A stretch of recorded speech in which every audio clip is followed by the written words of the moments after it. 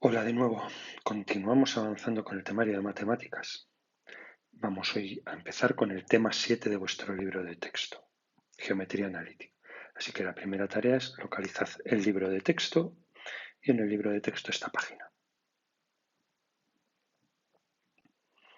Antes de poder empezar con los contenidos del tema 7, vamos a repasar algunas que se supone que ya tenemos que saber a estas alturas. Como conceptos previos, debéis saber lo que es el plano cartesiano. El plano cartesiano es un plano en el que hemos añadido dos ejes, uno horizontal, el eje de las X, que se llama eje de abscisas, y otro vertical, el eje de las Y, que se llama eje de ordenadas, ambos juntos ejes coordenados o ejes de coordenadas. Dentro de este plano representamos los puntos con un par ordenado de números. Por ejemplo, este punto que yo tengo aquí representado en rojo sería el punto 5, 3, porque se ha obtenido localizando el 5 del eje de las X y el 3 del eje de las Y. Debéis también distinguir entre el punto 5, 3, que es este, y el punto 3, 5, que sería este otro. No son el mismo punto. A este par de números que representa al punto se le llama coordenadas del punto. Y por último, debéis recordar lo que es un segmento. ¿Qué es un segmento? Un segmento es una porción de recta limitada entre dos puntos. Si yo además de tener el punto A añadiera ahora un punto B, el segmento sería la porción de recta que yo podría trazar uniendo a estos dos puntos con una regla. Evidentemente, el segmento que va desde A hasta B y el segmento que va desde B hasta A son el mismo.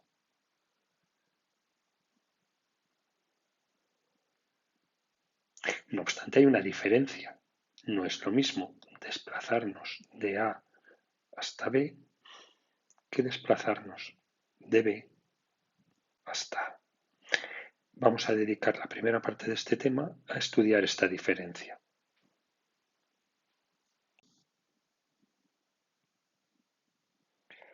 Como aplicaciones de esta idea, vamos a hablar ahora de magnitudes.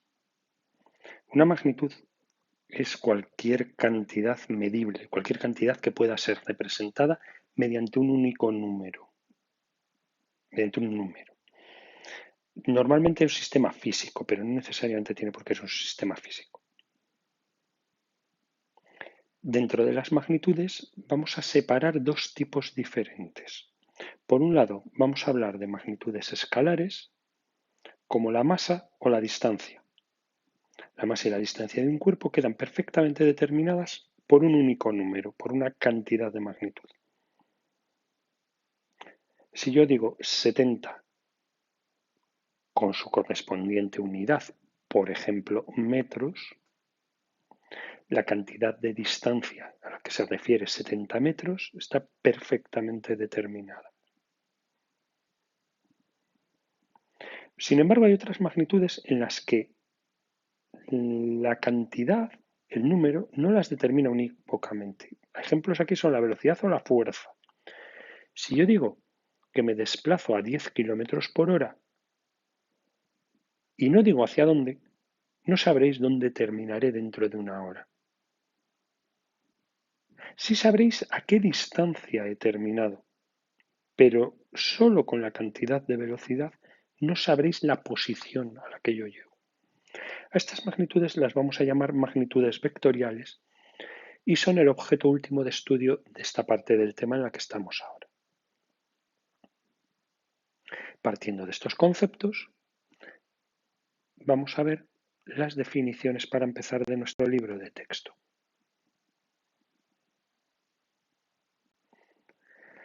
Hablamos, para empezar, del concepto de vector fijo. ¿Qué es un vector fijo? Un vector fijo es un segmento orientado. ¿Qué quiere decir? Yo antes decía que el segmento AB es el mismo que el segmento BA. ¿Qué ocurre cuando yo quiero además añadir la información en la que yo voy a ir desde A hasta B? Diferente de la información que necesito para ir desde B hasta A. Pues el concepto en el que se incorpora esta información se llama vector o vector fijo.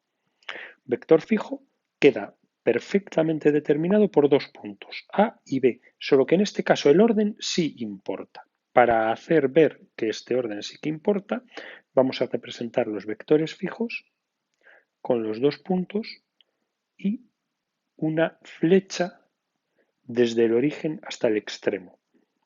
La flecha siempre tiene que ir a la derecha, por tanto no se puede nunca escribir una flecha hacia la izquierda.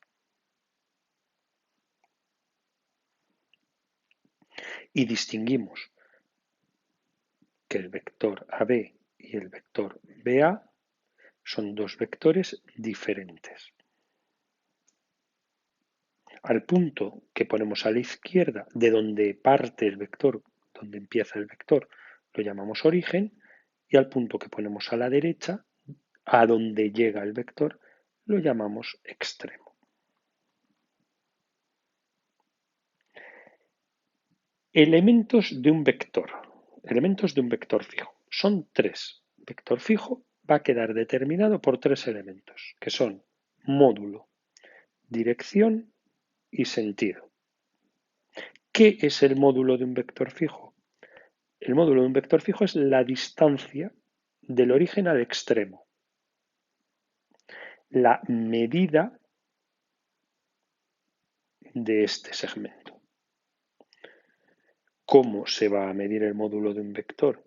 Hombre, teniendo en cuenta que aquí aparece un triángulo rectángulo, seguro que Pitágoras nos va a poder decir algo. Y luego vamos a hablar de dirección y de sentido. Dirección se refiere a la dirección de la recta que contiene al origen y al extremo. Es decir, la dirección se refiere a esta recta.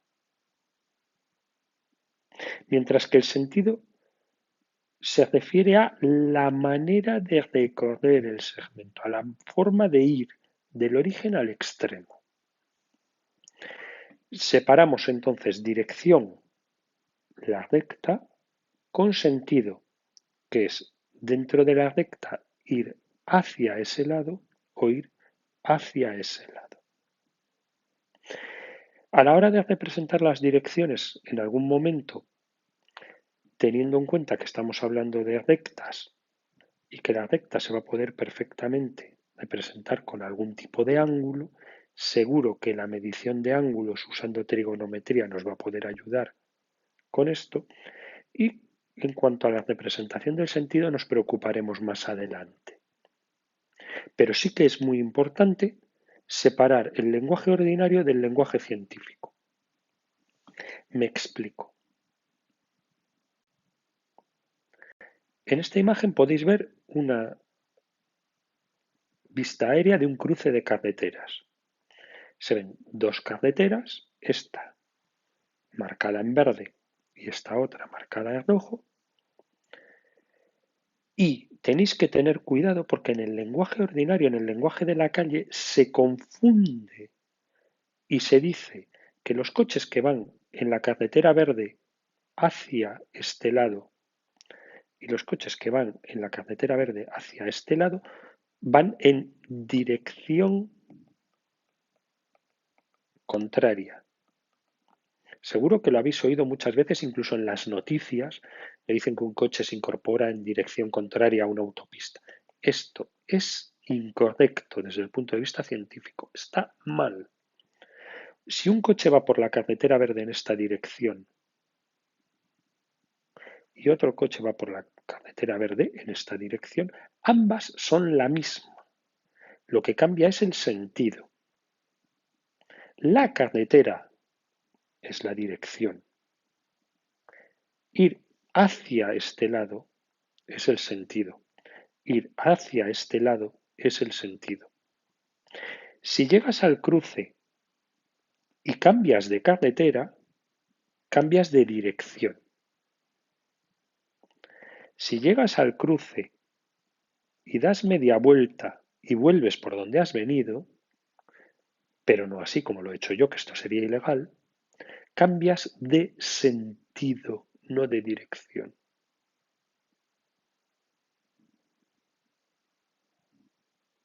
Dirección, la carretera, sentido, hacia este lado, hacia este lado. Nos queda pendiente ver cómo representamos esto, cómo describimos esto matemáticamente. Bien, entonces, módulo, el tamaño,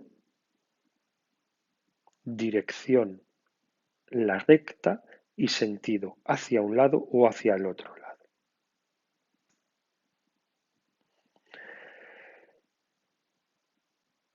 En la siguiente página vamos a dar una definición. Vamos a hablar de vectores equipolentes. Dos vectores se llaman equipolentes cuando tienen el mismo módulo, la misma dirección y el mismo sentido.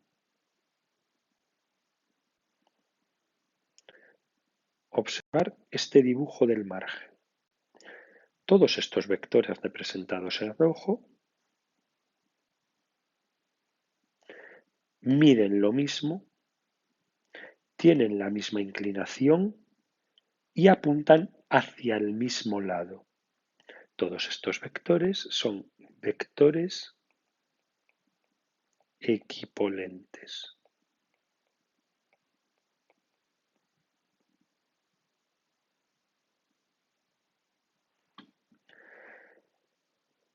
El concepto que nos interesa ahora es decir que todos estos vectores para nosotros van a representar un mismo movimiento. Y a este movimiento representado mediante todos estos vectores que son equipolentes, lo vamos a llamar vector libre. ¿Qué es un vector libre? Un vector libre es un conjunto de vectores que todos ellos son equipolentes entre sí. A los vectores libres los vamos a representar habitualmente con una letra minúscula con una flechita encima. Algo así.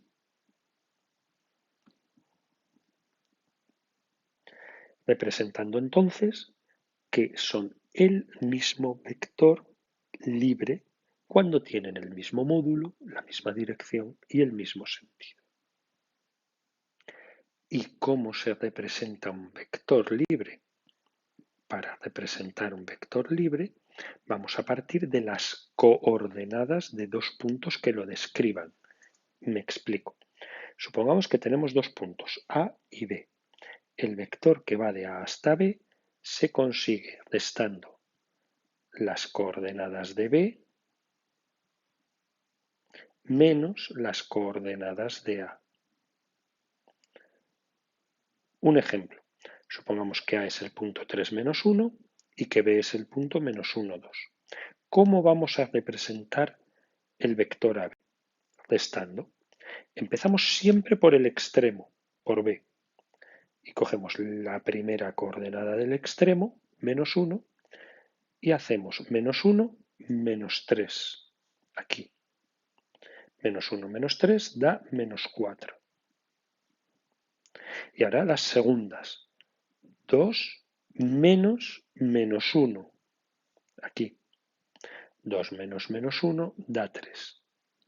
Así pues, el vector que va de A a B es el vector menos 4, 3. A esto lo vamos a llamar componentes del vector.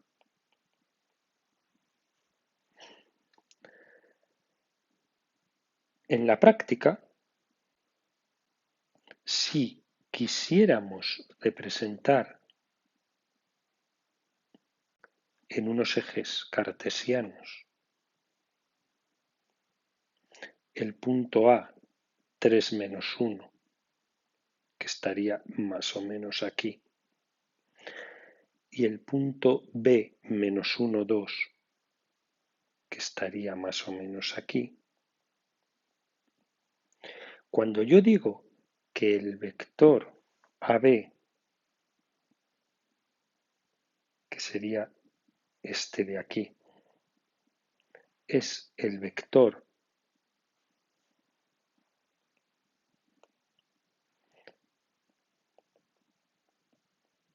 menos 4, 3, lo que estoy hablando es de un desplazamiento. Estoy describiendo el vector en términos de movimientos. En términos de movimientos horizontales, con el eje de las X, ¿qué significa menos 4? Significa 4 a la izquierda. Y en términos de movimientos verticales en el eje de las Y, ¿qué significa 3? Significa 3 arriba. Así pues, el vector AB es un vector que va 4 a la izquierda, 3 arriba. Menos 4, 3.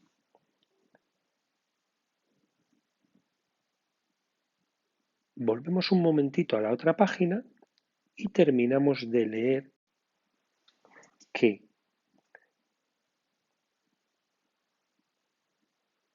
si dos vectores son equipolentes tienen las mismas coordenadas.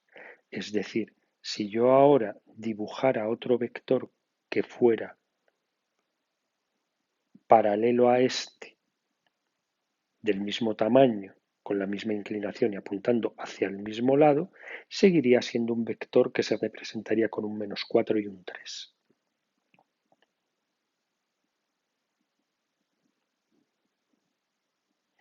Por defecto, siempre que hablemos de vectores en matemáticas y no añadamos ningún apellido, se van a tratar de vectores libres. ¿Y cómo podría yo calcular el módulo de un vector? ¿Cómo podría yo calcular este tamaño? Bueno, si esto mide 4, menos 4 es 4 a la izquierda, y esto mide 3, evidentemente esta diagonal medirá, según el teorema de Pitágoras, la raíz cuadrada de esto al cuadrado más esto al cuadrado. Es decir, el módulo de un vector se podrá hacer utilizando esta fórmula de aquí.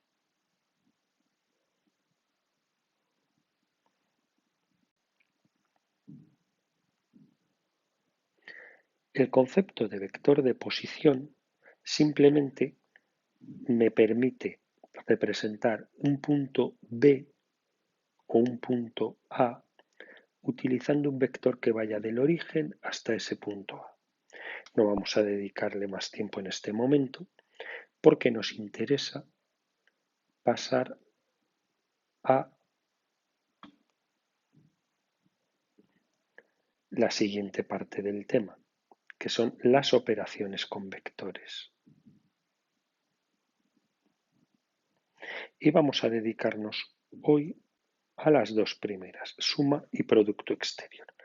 Cuando hablemos de operaciones con vectores hay que distinguir siempre dos cosas. ¿Qué son las operaciones con vectores? ¿Y cómo voy a hacer yo en la práctica las operaciones con vectores a partir de sus propiedades? ¿Qué son? La definición me va a permitir aplicar los vectores a magnitudes sobre todo físicas. ¿Cómo? Haciendo una serie de cálculos matemáticos. En vuestro libro de texto sería esta página y la siguiente. De momento vamos a dedicarnos hoy al qué son operaciones con vectores. En primer lugar, la suma de vectores. Vamos a partir de dos vectores, este de aquí, al que llamamos U, y este otro de aquí, al que llamamos V. Sumar dos vectores significa que, como los dos vectores son libres, todos estos serían V, yo puedo representar V y U con un mismo origen, a partir de un origen común, moviéndolos hasta que tengan un origen común. Una vez que están en esta posición, yo completo una copia de V desde este extremo y completo una copia de U desde este otro extremo.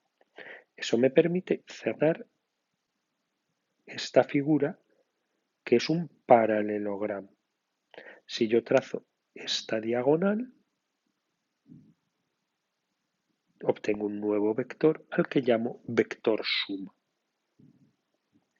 Pero, y para sumar vectores hay que hacer un dibujo como este, o como este, que es una versión equivalente. La respuesta va a ser no. Veremos mañana cómo vamos a hacer esta suma de vectores en la práctica usando números. Pero la idea es cómo la suma de vectores va a dar respuesta a algo que en física luego vais a ver como composición de fuerzas o de cargas eléctricas. Así pues, suma de vectores. Tenemos dos vectores u y v y obtenemos un nuevo vector al que llamamos u más v.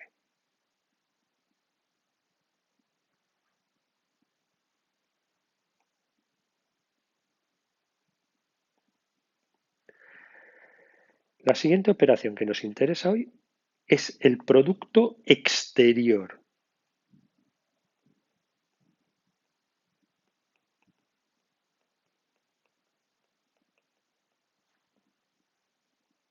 El producto exterior es diferente a la suma. El producto exterior vamos a partir de un número y de un vector. Vamos a multiplicarlos y vamos a obtener un vector. Es decir, vamos a aprender a multiplicar un vector por 2, por 3 o por 7. La definición de producto, ¿qué es un producto de un número por un vector? Es la siguiente. Yo tengo un vector u. Multiplicar un vector u por k, por ejemplo, por 2, significa duplicar su módulo, hacerlo el doble de largo, manteniendo la misma dirección y teniendo cuidado. Si el número por el que multiplico es positivo, por 2, también mantengo el sentido. Mientras que si me piden multiplicar por 3, por menos 3, lo que hago es triplicar el módulo, hacerlo el triple de largo, mantener la dirección, pero ahora si u iba hacia este lado, menos 3u tiene que ir hacia el otro lado. Cambio el sentido si el número que multiplica es negativo y mantengo el sentido si el número que multiplica es positivo. ¿Cómo vamos a hacer esta multiplicación? Volvemos sobre ello de nuevo mañana. Estas dos operaciones, suma y producto exterior, me permiten definir lo que se llama combinación lineal de vectores. ¿Qué es una combinación lineal de vectores? Una combinación lineal de vectores, en este caso de momento hemos puesto solo dos, es cualquier vector que se pueda conseguir operando con los dos dados mediante estas operaciones. Imaginaros que tenemos estos vectores u y v. El vector 2u más 7v, el vector 5u menos 2v, el vector menos u más 9v, todos estos son combinaciones lineales de estos dos, todos estos y cualquier otro que se pueda conseguir mediante ellos.